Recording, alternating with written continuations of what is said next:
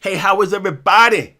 How are you, Darksiders? Welcome to the channel. By the way, if you are new here, my name is Al. Every Wednesday on this channel, we will be covering Watchmen, and we're going to talk about episode 3 today. She was killed by space junk. I thought this episode was absolutely fantastic. I think this show, man, how good is this show just from every aspect? And this episode in particular, I really, really love. So make sure that you watch this whole video, because if you're a diehard fan here and you're having problems with this show, you feel like it's not really respecting the source material, then maybe you can help me understand why, because I don't get it. And as someone that has read the graphic novel, I understand the context of what's going on here, and I think the show does a fantastic job of really paying respect to kind of the OG Watchmen while connecting it to the new world that's expanding within the Watchmen series. I think it does an excellent job, and I need you to tell me why I'm wrong about that, and I would also have you consider a few things about the show.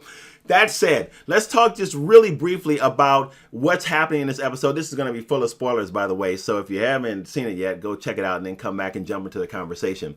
I love this episode. I love this episode so much because we get Laurie Blake back into the picture. That's right, Silk Spectre #2, part of the Watchmen from the graphic novel. But it's really cool to see where she is at this point in her life and how the past has really affected her presently, and how she really has a disdain for mass vigilantes, which I find fascinating because this is a group that she was actually running with in the graphic novel, and she's gotten to the point right now where she is literally hunting them down. She's working for the FBI and she is hunting them down. It's that first scene that we see when the show opens, where she is really kind of staging a bank robbery, trying to draw out a vigilante, which she does, and then she takes the vigilante down.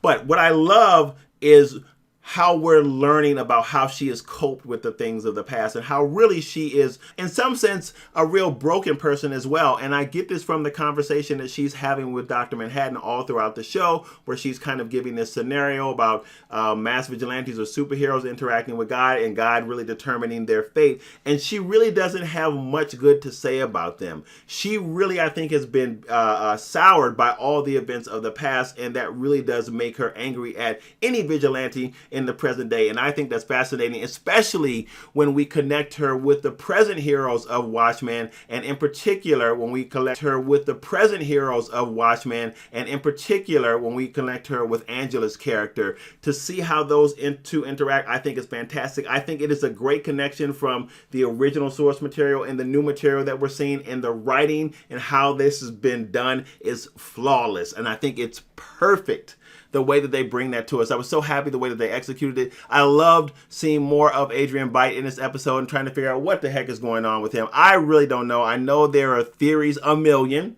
and if you have one, please share, let me know, because I really can't figure out what he's doing. I know that he has something going on, but I'm not really sure what his full plan is. So there's a ton of theories swirling around about that. There are tons of Easter eggs in this, from the owl in the cage to the picture that we see that's behind Laurie when she's sitting on the couch to the flag. There are just tons and tons of Easter eggs in this, which I think is awesome because it really does pay a lot of respect to the source material. So I thought this episode was really, really good. It was really interesting. It was really fascinating. It was great to see Laurie introduced into the picture, and I can't wait to see what they do with the next 7 episodes, I think, or next 6 episodes, because we've got 9 episodes within this first season, if this is not going to be the final season. I saw an interview yesterday that made me think, I don't know that there's going to be more than 1 season of this, so we'll see. So here's some things I want you to consider, though.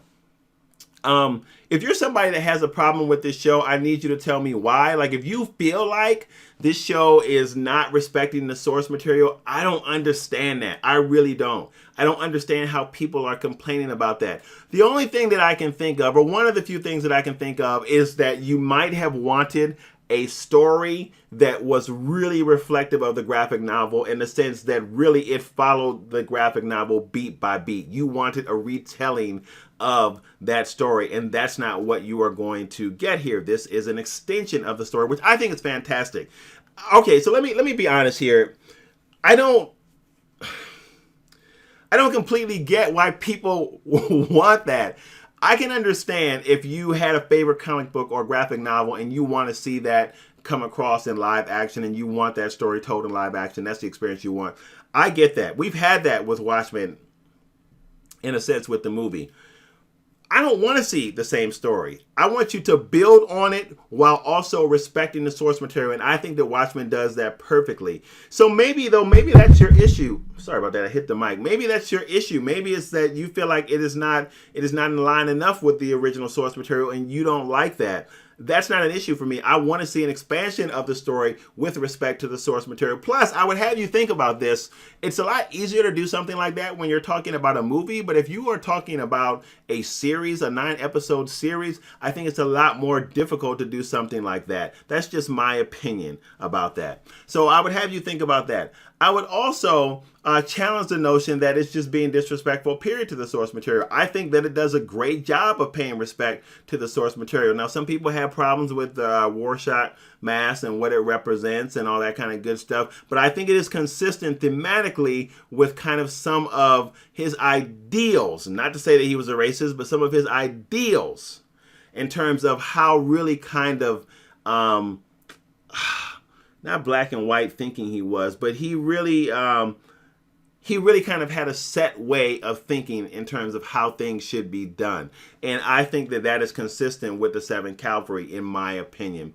I really love this show. I think it's a great show. You guys, let me know what you think about what I shared. We also will be talking his Dark Material. I'm going to try and get that out as soon as I can. I'm also going to look at C, because a lot of you guys have told me to check that out and see what I can do about that. There's so many things to cover, you guys. So make sure that you stay with us. Make sure that you hit that subscribe button and that notification bell so that you don't miss anything. Make sure that you join us on Sunday. Sunday, 8 o'clock p.m. Eastern Standard Time, we go live. It is the best time. It is so much fun to hang out with the Darksider community. Make sure you join us. If you've never been, you will see what I mean when you join us on Sunday at 8 o'clock Eastern Standard Time p.m. over on the channel. All right, guys, thank you so much. As always, if you are new here, hopefully you enjoyed yourself. Make sure that you subscribe and hit that notification bell, and I will see you on the next video.